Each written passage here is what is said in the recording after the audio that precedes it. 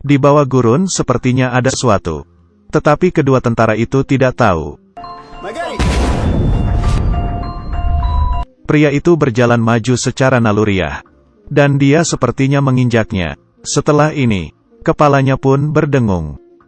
Lalu berapa saat mulai normal lagi pendengarannya. Yang terdengar adalah teriakan Tommy karena kakinya yang putus karena ledakan. Tetapi dia sekarang tidak bisa menolong temannya. Pria ini tidak patah semangat terus memberi temannya motivasi. Tommy yang terbaring dan tidak tahan lagi menusukkan penawar rasa sakit ke kakinya sendiri. Tetapi sekarang kalau pendarahannya tidak berhenti secepatnya, dia akan mati. Mike bermaksud untuk menggunakan kakinya. Dan lompat membantu temannya. Tommy Yanji mendengar langsung mengambil pistol. Dia tidak ingin membuat temannya menjadi disabilitas. Ini adalah hubungan teman militer, orang yang tidak pernah menjalani kegiatan militer pasti tidak mengerti. Mike berteriak keras seperti orang gila. Tetapi sekarang bukan waktu untuk sedih. Tidak lama kemudian Mike mulai tenang. Dia mengatur posisinya dulu. Berlutut dengan satu kaki untuk mengurangi beban badannya. Mengambil belati dan menusukkannya ke gurun yang diinjaknya. Terdengar sebuah bunyi. Ini ranjau darurat. Dia tidak tahu di balik badannya ada seseorang. Melihat ini sepertinya ada tujuan yang tersisa. Dan suhu paling tinggi di gurun mencapai 45 derajat Celcius ke atas. Hal yang paling mengerikan adalah sinar UV yang kuat. Pria itu melihat sekeliling dan melihat ada sebuah radio. Jarak radio dari dia sekitar 300 meter.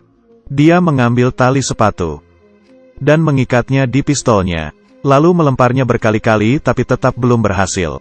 Terakhir pria itu berdiri dan menggunakan tubuhnya bergerak sedikit. Kali ini kakinya hampir saja terjatuh ke ranjau. Untungnya pria itu akhirnya bisa menarik tas itu. Membuka tas itu dan mengambil radio. Memasang listrik lalu memasukkan posisinya. Dan akhirnya bisa menghubungi markas. Dia berkata temannya sudah tiada dan sendiri juga menginjak ranjau. GPS juga sudah rusak, sekarang hanya bisa meminta pertolongan. Tetapi markas berkata helikopter tidak bisa memasuki gurun. Karena gurun pasir memiliki badai pasir sepanjang tahun. Mereka hanya bisa menggunakan mobil dan membutuhkan waktu 52 jam. Tetapi di bawah sinar UV yang 45 derajat Celcius ini, Mike tidak pasti apakah bisa bertahan. Markas juga menyuruhnya untuk menggali lubang kecil dan mencoba melompat untuk melarikan diri. Kemungkinan berhasil hanya 3%. Setelah itu tiba-tiba sinyal radio terputus. Mike menggunakan timer jam tangannya selama 52 jam. Dia berniat untuk berdiri teguh. Dia memakan dendeng sapi yang tertinggal dan minum air. Minum 2 teguk pun sudah tidak ada. Kertas yang tertiup ke tangannya si Mike. Mike pelan-pelan memutar kepalanya. Dan melihat badai gurun datang. Dia dengan cepat mempersiapkan proteksi untuk melindunginya dari badai gurun. Menyandang tas untuk menambah beban. Beban bertambah dia baru tidak bisa terbang terbawa angin. Mike dengan susah payah menahan dirinya dari badai gurun gila ini. Dan Mike bisa bertahan hingga akhir. Dia menghela nafas dan bersyukur dirinya tidak terbang terbawa badai. Mayat temannya pun kemari karena terbawa badai. Dan dia melihat radio di kakinya sudah tidak ada. Dan memutar kepalanya. Radio sudah terbang ke bawah badai jadinya tidak bisa menghubungi markas. Jarak 3,4 meter ini baginya sekarang sangatlah jauh. Dia di gurun pasir sudah 8 jam tanpa minum air. Mike mengeluarkan pistolnya dan mengarahkan ke langit.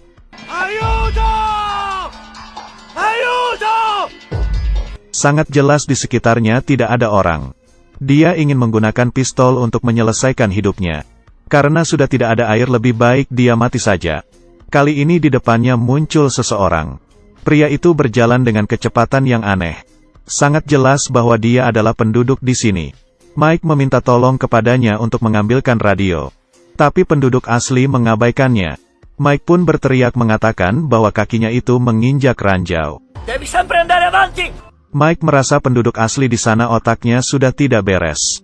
Tidak lama kemudian mukanya mulai memerah. Demi bertahan hidup dia pun meminum minuman kecil. Dari kejauhan datang seorang anak perempuan. Anak perempuan itu juga berjalan dengan kecepatan yang aneh. Tangannya membawa sebuah botol air. Ternyata dia adalah anak penduduk asli tadi dan membawakannya air. Mike pun langsung mengambil dan meminumnya. Dia berterima kasih kepada anak kecil itu, tapi dia tidak mengerti. Lalu dia mengeluarkan sebuah mainan tentara. Mike mengira dia menginginkan mainan tentara darinya. Lalu dia juga mengeluarkan tentara miliknya. Gadis itu meletakkan mainannya di atas pasir. Lalu dia menggerakkannya. Ini sepertinya adalah maksud perjalanan si Mike. Mike pun mulai meminta bantuan kepada gadis itu untuk mengambilkannya radio. Siapa sangka gadis itu mengabaikannya lalu pergi. Melihat gadis itu yang menghilang pun Mike kecewa.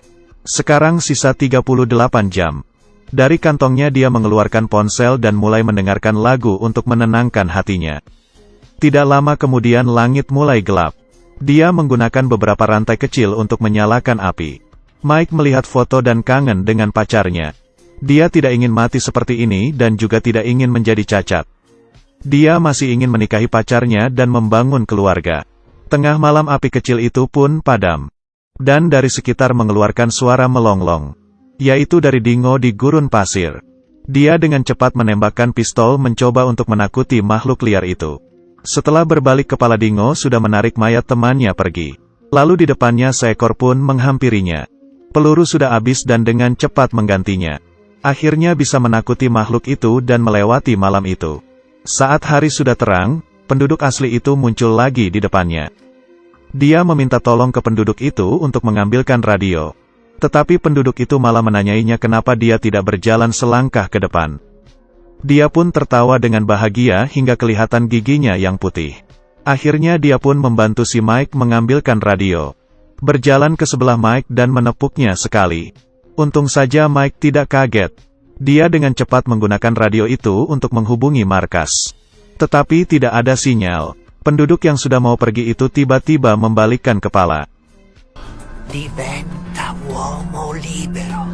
Anche strada sbagliata può portare a casa. Tapi saat ini dia berhalusinasi. Dia melihat temannya yang sudah mati. Menyuruhnya harus bertahan hidup. Hingga sampai di siang hari yang sangat terik. Dia menggunakan pisau membuka sepatu dan melepaskan kaos kaki. Kakinya sudah memerah. Kakinya sudah jelas ada bau. Sekarang kesadarannya mulai hilang. Mike sudah 24 jam tidak makan. Dia menemukan seekor kalanjengking dan sudah pasti itu ada racunnya. Dia meminum sedikit lagi minuman kecilnya. Lalu dia batuk kering dan sulit menelan. Kali ini mukanya sudah terbakar karena matahari. Dan halusinasinya pun mulai parah. Dia mendengar suara dari sebelahnya. Kesadarannya mulai menurun. Dia melihat temannya itu berdiri. Tidak lama kemudian sudah malam lagi. Sekarang dia hanya bisa mengharapkan pertolongan dari markas. Dia melihat lagi HP-nya dan merindukan pacarnya. Dan sekarang di depannya adalah segerombolan dingo. Dingo kecil menggigit pahanya dari belakang. Dan dingo duanya menggigit lengannya. Tiba-tiba dia melihat ada orang yang melawan demi dia. Akhirnya Mike mengambil pisau dan membunuh semua dingo. Dan dia sekarang tidak bisa menahannya lagi. Tiba-tiba dia mendengar bunyi radio. Dia dengan lekas mengambil dan menjawab. Tetapi mobil pertolongan itu tidak bisa keluar karena perang. Kira-kira perlu 17 jam lagi baru bisa sampai di gurun. Mike pun ambruk. Dia sekarang melihat pacarnya berada di depannya. Dan di saat dia sudah mau terjatuh ke tanah, dia terjatuh ke pelukan. Dan membersihkan lukanya. Penduduk itu berkata bahwa kakinya tidak ada karena terkena ranjau. Sekarang menggunakan kayu untuk menjadi kaki palsunya. Dia memberikan Mike ramuannya. Dan memberikan dia minum. Dia pun semakin banyak halusinasinya. Penduduk itu berkata pekerjaan mereka adalah mengumpulkan ranjau. Kedua anaknya mati karena ranjau. Sebelum dia pergi dia mengatakan ke Mike untuk menjadi orang yang bebas. Beranilah berjalan selangkah ke depan. Menghadapi hal yang mengerikan baru ada harapan. Setelah penduduk itu pergi, Mike pun mulai berhalusinasi. Dia melihat saat kecil ayahnya menganiaya mamanya. Ingin menolong tetapi kakinya terinjak ranjau. Dia juga melihat pacarnya disakiti oleh orang jahat. Ingin pergi membantu juga akhirnya terinjak ranjau. Dia melihat mamanya terbaring di kasur rumah sakit. Ingin pergi menjenguknya juga malah terinjak ranjau. Dia kepikiran selama hidupnya. Selalu di waktu yang penting malah terinjak ranjau. Radio akhirnya berbunyi. Pertolongan sudah datang. Tetapi karena gurun itu sangat besar mereka tidak bisa menemukan dia.